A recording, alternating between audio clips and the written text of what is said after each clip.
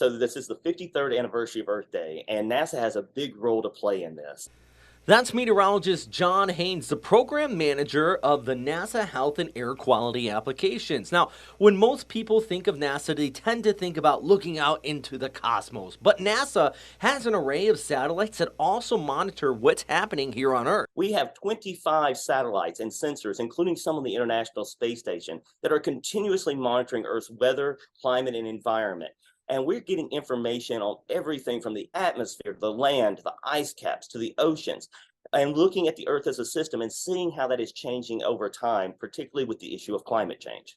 With the changing climate, we have been seeing more unusual weather events locally and around the world. It doesn't seem like a week can go by that you don't turn on the news and see some other 1 in 1,000 year event that's occurring. Just in Florida itself, just a few days ago, 2 feet of rain in one day fell in Fort Lauderdale.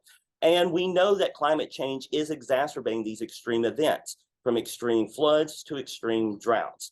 And so we're seeing that, for example, earlier this year in California, the atmospheric rivers that produced a lot of flooding and record rainfall following on the heels of extreme drought that had also occurred. Record wildfire seasons, for example, in the western states in 2022, as we see the wildfire seasons becoming more intense and lasting longer. In fact, just last year in 2022, there was 18 separate $1 billion plus disasters in this country, which is far above the average. And unfortunately, that is something that we see and are going to continue to see in a warming world.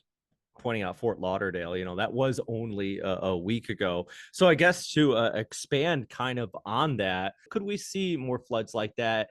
And also, could you touch on specifically hurricanes in Florida? Sure. So the latest UN climate change study, for the first time, actually dedicated an entire chapter on the issue of greenhouse gas emissions and how that'll affect extreme weather events. And why is this the issue? Well, as a planet continues to warm, our atmosphere can hold more water vapor, and then that's going to fall out as precipitation, and you're going to have these heavier rainfall and flooding events like we saw in Fort Lauderdale.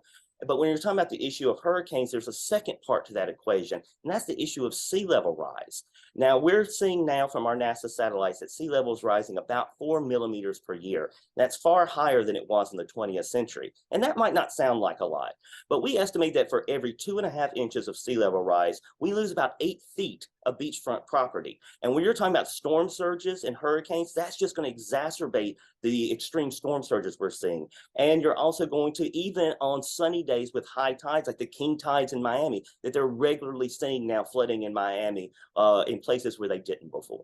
This is one anytime I talk to a NASA professional out there, I have to ask this question. Are aliens real?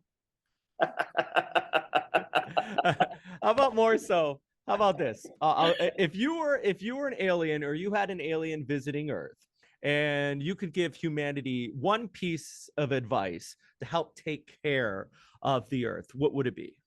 Well, if I was an alien visiting Earth, they probably were very technologically advanced, and maybe they had already solved their own problems to be able to reach out across the galaxy. So their advice to us would probably be, understand how precious life is in this universe. This is the only planet we've ever found that is capable of sustaining life. It is our lifeboat in space. So you need to protect it, understand how it's changing, and be able to appreciate it as well. If you want to learn more about some of the tools NASA uses to track our climate, check out firstcoastnews.com. We have all the links there. But I'm meteorologist Robert Speta, First Coast News, on your side.